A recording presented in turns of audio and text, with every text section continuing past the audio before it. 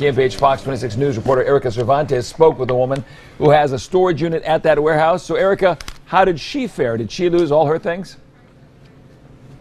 Well, Monty, get this. She didn't lose a single thing because her storage unit was the only one in the two warehouses not to burn down. Now, to give you an idea of how much she had in her storage unit, let's take a look at the KMPH Fox 26 News lobby. She had sofas, she had a coffee table, she had a TV stand, she had televisions, and she also had way more in her storage unit. The next step for Chavoya, she has to find somewhere to store all of her stuff. Daryl's Mini Storage did offer her another storage unit, but Monty, she says it's just too small for all of her stuff. So, Erika, with a fire that big, she didn't get any fire, smoke, or water damage to her things? No, it's actually kind of amazing. She didn't have anything wrong with any of her stuff. She said there's a brick wall in there, though, and she always thought it was kind of strange that there's a wall, and from the way she described it, we're pretty sure it was a firewall, because she said the other clue is that whenever she would go in there, it would never be hot or cold. She said the temperature was always perfect, so she thinks that wall is what saved all of her items. Very interesting and very fortunate. Very lucky there. All right. So, Erika, why did this family decide to share this story? Well, Monty, it's a really sad and happy story. They wanted to let people know that anytime a small child is near a pool, it's a dangerous situation. Now, 16-month-old Natalia's family took every precaution around their pool. They had surveillance cameras facing it. They also had a gate similar to this one. But Natalia's grandma says when she went in the house for less than a minute, she says that's when she learned that having something like this gate just wasn't enough.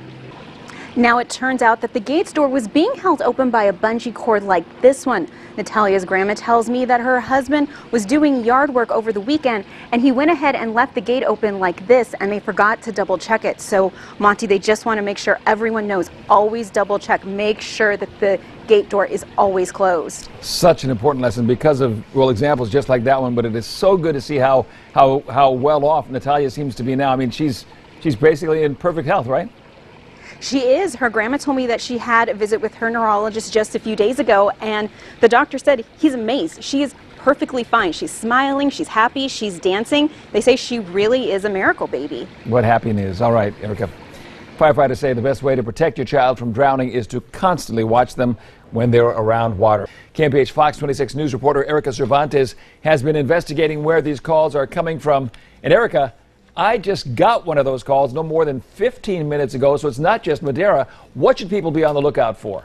Well, Monty, it's people all over the valley, and they need to look out for this number. It's a 10-digit zero number, but they also need to be aware of other odd series of numbers, too. Now, because so many people receive this number, officials say that they're very worried. And the reason is this number is dangerous is because the thieves behind it are trying to steal our identities and our money. If you have an iPhone, it's really easy to block these dangerous type of numbers. All you do is go and you press the I that's right next to the number. Then you scroll down and you hit block this caller. Then all you do is hit block contact and you won't ever get a phone call from the 00 number ever again. Now, Monty, if someone has a Droid or another type of device, you should call your cell phone provider and they will be able to tell you how to block the calls. Yeah, Erika, but unfortunately these guys are pretty slick and they'll just get another number sooner or later. So I like your advice that you just, if you don't know the number, don't answer the phone and just play it safe that way.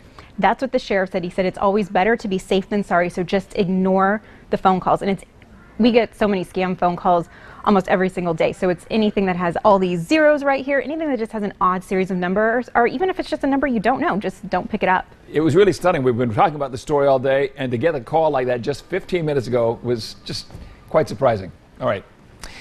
The Sheriff's Department says there's no way to crack down on scam phone calls because the operations are based overseas. Fresno police say the man who threw paint on this sign down here on the sidewalk and who also broke the window of this wedding chapel didn't have a lot of love for the place. Instead, officers say he was filled with hate. I'm Erika Cervantes. See what the guy did, and we'll tell you why he did it. This report from the state says that this Sanger daycare was mistreating children.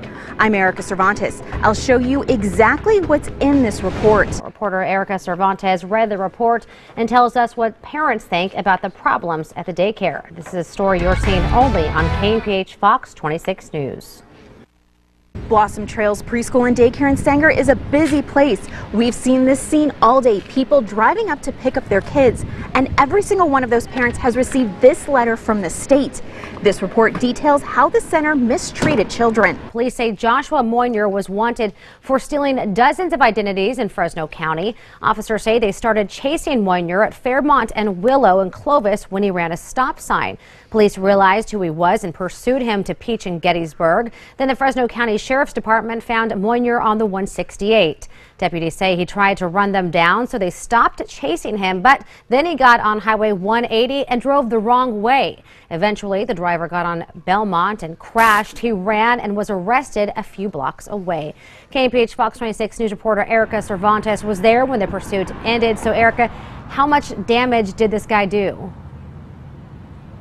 Well, Ashley, this guy actually caused a lot of damage. Where I'm standing used to be a bus stop here on Belmont.